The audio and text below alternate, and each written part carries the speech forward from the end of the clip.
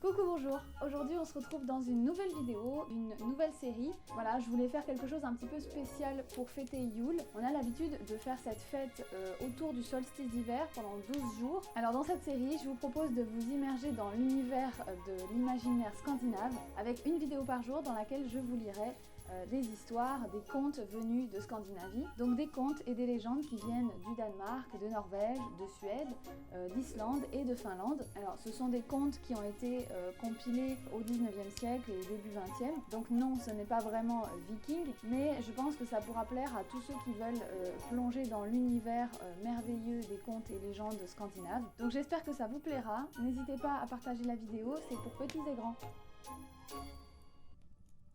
Le puissant Miko. Il était une fois un vieux bûcheron et sa femme qui avaient un fils unique nommé Miko. Lorsque la mère fut sur son lit de mort, le garçon pleura amèrement. « Quand tu seras partie, ma chère mère, personne ne s'occupera de moi, » lui dit-il. La femme tenta de le réconforter en lui répondant « Il te reste encore ton père. » Cependant, peu après la mort de la femme, son mari tomba également malade. « À présent, je serai vraiment seule et abandonnée de tous !» pensait Miko, assis au chevet de son père, le voyant de plus en plus affaibli. « Mon fils, » exprima le bûcheron, juste avant de rendre son dernier souffle. « Je n'ai rien à te léguer, à part les 3 pièges avec lesquels, toutes ces années, j'ai attrapé des animaux sauvages. Désormais, ils t'appartiennent. Quand je serai parti, va dans les bois, et si tu trouves des créatures piégées, libère-les affectueusement et emmène-les à la maison avec toi. » Après avoir pleuré la mort de son père, Miko se remémora les pièges et se rendit dans la forêt pour y jeter un œil. Les premiers et deuxièmes pièges étaient vides, mais le 3e retenait prisonnier un petit renard roux.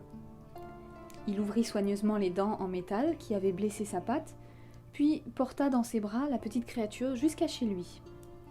Il partagea son dîner avec lui et au moment du coucher, l'animal se pelotonna à ses pieds. Ils vécurent ensemble pendant un certain temps avant de devenir de proches amis. « Miko » demanda un jour le renard. « Pourquoi es-tu si triste ?»« Je me sens seul. »« Un jeune homme comme toi ne devrait pas dire de telles choses. Pourquoi tu ne te maries pas? Alors tu ne serais plus seul comme ça ?» suggéra l'animal. « Me marier ?» s'étonna le garçon. « C'est pas possible. Je suis trop pauvre pour prendre comme épouse une fille dans ma misérable condition. Les riches ne m'accorderaient même pas un regard. »« Baliverne » rétorqua le renard. « Tu es un beau jeune homme, et tu es bon et gentil. Même une princesse ne pourrait pas désirer plus. » Miko rit à la simple idée qu'une princesse pût le désirer comme mari. « Mais je le pense vraiment, » objecta le renard. « Prends par exemple la princesse de notre royaume. Que dirais-tu de la demander en mariage ?» Miko s'exclaffa encore plus fort. « J'ai entendu dire, dit-il une fois calmé, qu'elle est la plus belle princesse du monde. Tout homme serait plus qu'heureux de la prendre pour épouse. »« Très bien, » commenta le renard. « Si tu le penses, je vais arranger ton mariage. » Sur ces mots, la créature partit en trottinant vers le palais royal, et à son arrivée, elle demanda une audience au roi. « Mon maître vous transmet ses salutations, » affirma-t-il solennellement, « et souhaite que vous lui prêtiez le boisseau que vous utilisez pour le grain. »« Le boisseau ?» répéta le roi perplexe. « Qui est ton maître et pourquoi veut-il mon boisseau ?»« Chut !» murmura le renard, comme s'il ne voulait pas être entendu par le reste de la cour. Puis il s'approcha du souverain et lui chuchota à l'oreille. « Vous avez sûrement entendu parler de Miko, n'est-ce pas ? Le puissant Miko, comme on l'appelle. » Le souverain n'avait jamais eu mention d'un Miko connu comme le puissant, mais pensant avoir pu en entendre parler à une certaine occasion, il hocha la tête. Miko, ah bien sûr, le puissant Miko, oui, je le connais bien, naturellement. Mon maître est sur le point de partir en voyage et a besoin de cet objet pour une raison très spéciale. Je vois, s'exclama le roi. Toujours aussi confus, il ordonna néanmoins que le boisseau utilisé dans les réserves du château fût remis au renard. L'animal prit le récipient et le plaça dans la forêt. Sur ce, il fouilla dans tous les lieux cachés, dans les niches et dans tous les endroits secrets où quelqu'un pouvait avoir caché quelque chose de précieux. Il trouva ainsi un morceau d'or par-ci, un morceau d'argent par-là, et jusqu'à en ramasser suffisamment, Il repartit alors dans les bois et introduisit les différentes gemmes entre les fissures du boisseau, puis retourna auprès du roi. « Mon maître, le puissant Miko, vous adresse ses remerciements et restitue votre récipient, » dit-il au roi. Le renard rendit ainsi l'objet au roi, qui, curieux, regarda à l'intérieur, se demandant s'il y avait une trace de ce qui avait été mesuré là. Ses yeux scintillèrent en remarquant l'or et l'argent incrustés dans les fissures. « Ah !» s'exclama-t-il à la pensée que Miko devait être très riche et puissant pour se permettre de gaspiller sa richesse de la sorte. « J'aimerais rencontrer ton maître. Pourquoi ne lui dis-tu pas de venir me rendre visite ?» C'est exactement ce qu'escomptait le renard. Pourtant, il feignit le doute.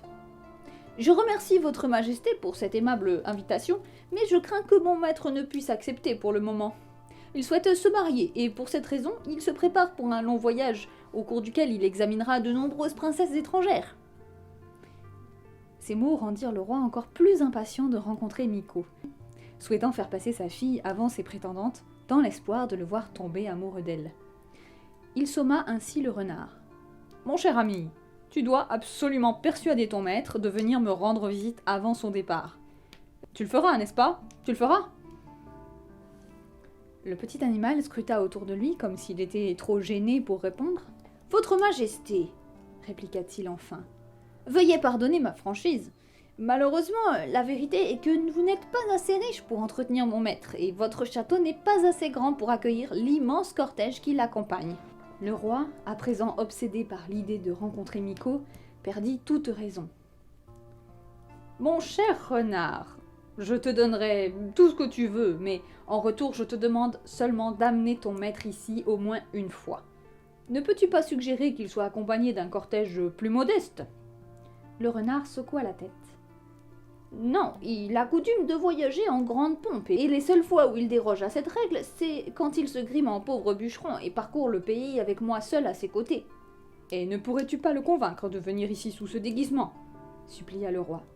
« Dès qu'il arrivera, je mettrai mes vêtements les plus élégants à sa disposition. » Une fois de plus, le renard objecta. « Je crains que la garde-robe de votre majesté ne comporte pas le genre d'habit auquel mon maître est habitué. »« Oh, je t'assure que je lui fournirai les plus beaux tissus, » insista le roi. « Suis-moi et choisis toi-même quelque chose qui conviendra à ton maître. » Ils entrèrent dans une pièce qui était rien de moins qu'une immense penderie, remplie de centaines de manteaux, de chemises brodées et de pantalons élégants, tous suspendus à des cintres. Le monarque ordonna aux serviteurs de les prendre un par un et de les placer devant le renard pour qu'il pût les examiner. Ils commencèrent par les vêtements les moins ostentatoires. « Il serait parfait pour la plupart des gens, » commenta le renard, « mais pas pour mon maître. » Ils prirent alors les vêtements les plus fins. « Je crains que vous ne perdiez votre temps, majesté. En toute honnêteté, vous paraissez ne pas comprendre que mon maître ne pourrait jamais porter l'un de ces habits. » Le roi, qui avait espéré garder pour lui la plus majestueuse de ses vêtures, ordonna de la montrer à son invité. Le renard l'examina attentivement, le renifla de manière experte, et dit finalement « Eh bien, peut-être que mon maître consentirait à porter ceci pendant quelques jours. Clairement, cela ne satisfait pas ses critères, mais laissez-moi dire une chose, il n'est point trop vaniteux. » Le souverain était rempli de joie. « Oh merci, mon cher renard, je ferai préparer la chambre d'amis et je laisserai mes meilleures tenues à sa disposition. Tu ne manqueras pas de le faire venir, hein, n'est-ce pas ?»« Je ferai de mon mieux, » promit la créature. Sur ces mots, il salua le souverain selon l'étiquette et courut auprès de Miko. Le lendemain, au moment où la princesse regardait par la fenêtre du palais, elle vit un beau jeune homme s'approcher accompagné d'un renard. Il était beau et séduisant, et la jeune fille, déduisant d'après la présence de l'animal qu'il s'agissait de Miko, poussa un long soupir et confia à sa dame de compagnie « Je pense que je pourrais tomber amoureuse de lui, même s'il n'était en réalité qu'un simple bûcheron. » Plus tard, en le voyant vêtu des plus beaux habits de son père, qui lui seyaient si bien qu'ils semblaient être les siens, elle tomba follement amoureuse, et lorsque Miko lui fut présentée, elle rougit et trembla comme le font les demoiselles devant un beau garçon. Le reste de la cour se montrait également enchanté de leur nouvel invité. Les dames étaient aux anges à la vue de ses manières modestes, de sa silhouette élancée et de sa majesté. Les dames étaient aux anges à la vue de ses manières modestes, de sa silhouette élancée et de la majesté de ses vêtements, tandis que les conseillers âgés avec leurs longues barbes grises hochaient la tête en signe d'approbation, en commentant « Bon, ce jeune homme ne ressemble pas au bellâtre habituel. Malgré son immense richesse, il nous considère avec beaucoup de respect et reste à l'écoute. » Le lendemain, le renard voulut s'entretenir en privé avec le roi et lui annonça « Mon cher seigneur est un homme de peu de mots et de jugement rapide. Il m'a demandé de vous dire qu'il aime beaucoup votre fille et qu'avec votre approbation, il aimerait procéder à ce demande en mariage. » Le souverain commença à s'agiter sous l'effet de l'émotion. « Mon cher renard... » Mais le renard l'interrompit. « Réfléchissez-y calmement et donnez-moi une réponse demain. » Le roi consulta sa fille et ses conseillers, et en peu de temps, le mariage fut non seulement organisé, mais aussi célébré. « Que t'avais-je dit ?» dit le renard à Miko, une fois seul après la cérémonie. « Oui, tu m'as promis que j'épouserais la princesse, » acquiesça le garçon. « Mais dis-moi, maintenant que je suis mariée, que vais-je faire ? Je ne peux pas rester dans ce palais pour toujours. »« Ne t'inquiète pas, » le rassura le renard. « J'ai pensé à tout. Fais ce que je dis et tu ne le regretteras pas. Cette nuit, tu diras au roi « Maintenant, il est temps pour vous de visiter mon palais, de voir le lieu dont votre fille sera la reine. D'accord ?» Cette proposition de Miko ravit le roi, car les noces conclues, ce dernier commençait à douter du bien fondé de toute cette précipitation, mais avec cette invitation, il se sentit rassuré et accepta volontiers. Le lendemain, le renard annonça « Maintenant, je vais te précéder et préparer les choses pour ton arrivée. »« Mais où vas-tu » demanda Miko, craignant d'être abandonné par son fidèle ami. Le renard s'approcha de lui en murmurant doucement « À quelques jours de marche d'ici, se trouve un magnifique château appartenant à un vieux dragon maléfique connu sous le nom de Ver. Je suis convaincu que ce palais serait parfait pour toi. »« C'est certain, » confirma le jeune homme. « Mais comment penses-tu te débarrasser du ver ?»« Fais-moi confiance, » rassura le renard. « Tu devras simplement conduire le roi et ses courtisans le long de la route principale, jusqu'à ce que vers midi demain, tu arrives à une bifurcation. Tourne à gauche et continue jusqu'à apercevoir la tour du palais du ver. Si en chemin tu rencontres des bergers et d'autres travailleurs de ce genre, demande-leur qui est leur maître et reste impassible face à leurs réponses. Maintenant, nous devons nous saluer et nous nous reverrons dans ton beau château. » Le petit renard partit d'un pas alerte, tandis que Miko, la princesse et le roi, avec toute leur cour, suivaient avec faste. Sitôt le renard au croisement, il rencontra 10 bûcherons avec des haches sur leurs épaules. Ils étaient tous vêtus de tuniques bleues du même motif. « Bonjour !» salua poliment le renard. « Qui est votre maître ?»« Nous sommes au service du ver » fut la réponse. « Oh, je suis désolé pour vous » commenta l'animal en secouant tristement son museau. « Et pourquoi donc ?» demandèrent-ils. Pendant quelques instants, le renard fit mine d'être trop peiné pour parler, puis il dit « Mes amis, ne savez-vous pas que le roi arrive avec toute son armée pour détruire le ver et tout son peuple ?» Les bûcherons étaient des gens simples, et cette nouvelle les plongea dans une grande agitation. « N'y a-t-il aucun moyen de nous sauver ?» demandèrent-ils. Le renard porta sa patte à sa tête, l'air pensif. « Eh bien, » répondit-il finalement, « vous pourriez répondre à quiconque le demande que vous êtes les hommes du puissant Miko. Si vous tenez à vos vies, vous feriez mieux de ne plus jamais affirmer être au service du ver. Dans ce cas, nous sommes les hommes du puissant Miko, » commencèrent à répéter les bûcherons. « Nous sommes les hommes du puissant Miko !» Un peu plus loin sur la route, le renard rencontra 20 palefreniers, portant également les mêmes robes bleues et gardant des centaines de beaux chevaux. La créature leur fit le même discours et une fois partis, ils commencèrent eux aussi à crier « Nous sommes les hommes du puissant Miko !» Le renard trouva ensuite des milliers de moutons gardés par 30 bergers, qui portaient à leur tour des robes bleues, indiquant leur allégeance au ver. Il s'arrêta pour discuter avec eux, puis il les entendit dire « Nous sommes les hommes du puissant Miko ! Nous sommes les hommes du puissant Miko !» Finalement, il trotta jusqu'au château.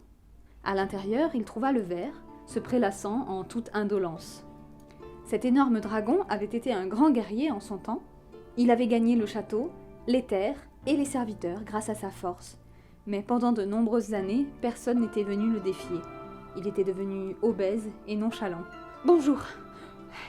dit le renard, feignant l'épuisement et la crainte. « Tu es le ver, n'est-ce pas ?»« Bien sûr !» s'exclama fièrement le dragon. « Je suis le grand ver !» Le renard s'afficha alors encore plus fébrile.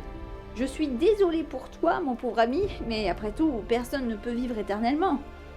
Bon, je dois y aller maintenant. Je suis juste passée pour te dire adieu. Contrarié par les paroles du renard, le ver le rappela. Attends, que se passe-t-il ? L'animal était déjà sur le pas de la porte, mais ainsi interpellé, il s'arrêta et se retourna en affirmant. Eh bien, tu sais sûrement que le roi arrive avec une armée pour vous détruire toi et ton peuple, n'est-ce pas ? Comment cela ? S'écria le dragon, devenant vert maladif de peur. Il savait que, désormais gros et impuissant, il ne pourrait jamais se battre comme autrefois. Ne pars pas, le supplia-t-il. Quand as-tu dit que le roi arriverait ? Bon, il est sur la route principale, voilà pourquoi je dois fuir. Adieu. Mon cher renard, reste juste une minute et je te récompenserai généreusement. Aide-moi à me cacher pour que le roi ne puisse me trouver. Que penses-tu de l'abri où le linge est entreposé ? Je pourrais ramper sous les tissus et si tu fermes la porte de l'extérieur, le roi ne remarquera même pas ma présence. D'accord, mais dépêchons-nous, consentit le renard. Ils atteignirent ainsi la cabane de la blanchisserie et le dragon se dissimula au milieu des tissus. Le renard ferma la porte, puis mit feu à la cabane. Et bientôt, il ne resta plus qu'un tas de cendres du vieux dragon malfaisant qui se faisait appeler le ver. Le renard convoqua tous les serviteurs du palais et leur répéta les mêmes choses qu'il avait dites aux bûcherons, aux palefreniers et aux bergers. Pendant ce temps, le roi et sa cour parcouraient lentement la même route que l'animal avait empruntée à grande vitesse. Lorsqu'ils rencontrèrent les bûcherons en blouse bleue, le roi commenta « Je me demande qui est leur maître ?» Un des préposés s'approcha pour demander, et les 10 crièrent d'une voix forte et claire « Nous sommes les hommes du puissant Miko !» Miko ne souffla mot, et une fois de plus, le roi et sa cour furent saisis par sa grande modestie. Un peu plus loin, ils croisèrent 20 palefreniers avec leurs poulains agités. Interrogés, ils répondirent à l'unisson « Nous sommes les hommes du puissant Miko !» Un peu plus loin, les 30 bergers répondirent également dans un chœur presque assourdissant « Nous sommes les hommes du puissant Miko !» La vue des milliers de moutons appartenant à son gendre mit en embarras le roi qui se sentit un sans le sou en comparaison, tandis que les nobles chuchotaient entre eux. Vu ses humbles manières, en dépit de sa richesse illimitée, Miko semble encore plus royal que le roi lui-même. Seul un seigneur puissant et noble saurait se comporter de la sorte. Ils atteignirent enfin le château, où les soldats en tunique bleue gardaient la porte, indiquant eux aussi être des hommes de Miko. Le renard sortit pour saluer le groupe, et derrière lui 2 rangées de serviteurs. À un signal de l'animal, ils annoncèrent « Nous sommes les hommes du puissant Miko !» Enfin, Miko, de la même manière qu'il l'aurait fait dans l'humble cabane de son père, accueillit ses invités et les fit entrer dans le palais, où ils trouvèrent un banquet à disposition. Le roi resta quelque temps, et plus il apprenait à connaître Miko, plus il se réjouissait de l'avoir comme gendre. Avant de partir, il lui confia « Ton château est si grand comparé au mien que j'ai presque honte de te demander de venir me rendre visite à nouveau.